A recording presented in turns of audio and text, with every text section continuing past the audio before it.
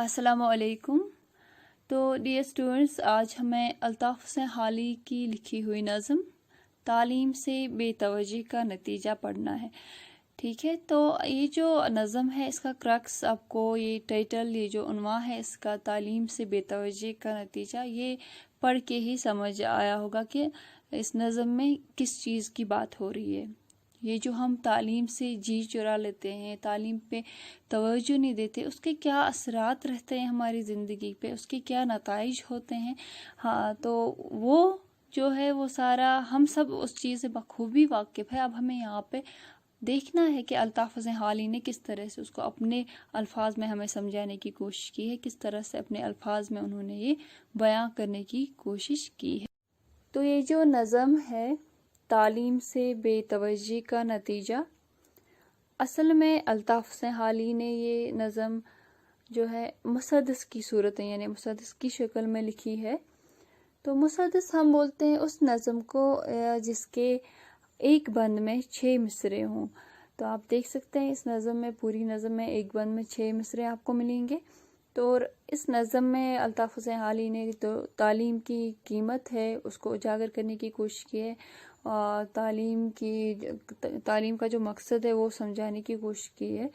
तो देखते हैं, ये नज़म जो है लंबी है, हम पोर्शन वाइज पढ़ने की कोशिश करेंगे। अब देखते हैं आज की वीडियो में हम कितना कुछ मुकम्मल कर सकते हैं।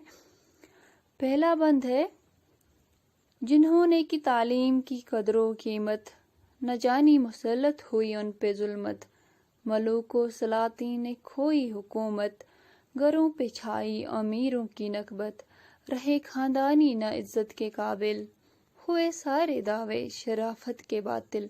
तो यहाँ पे अल्ताफ हुसैन हाली हमें समझाने की कोशिश कर रहे हैं कि जो भी लोग हैं जो तालीम से जी चुराते हैं, तालीम की कदर नहीं करते हैं, तालीम की कीमत नहीं जानते हैं, तो उन पे न जाने क्या क्या मुश्किलें, क्या क्या मुसीबतें उन पे मुसल्लत यानी हावी हो जाती हैं, उन पे तारी हो जाती हैं, क्या क्या मुश्किलात का उनको सामना करना पड़ता है। यहाँ तक कि जो बादशाह हैं, जो हुक्मरान हैं, उन्होंने अपनी बादशाहत खो दी, उन्होंने अपनी हुक्मरानी खो दी, और जो अमीर घराने थे उन पे गुर्बत तारी हो गई, उन पे गुर्बत छा गई।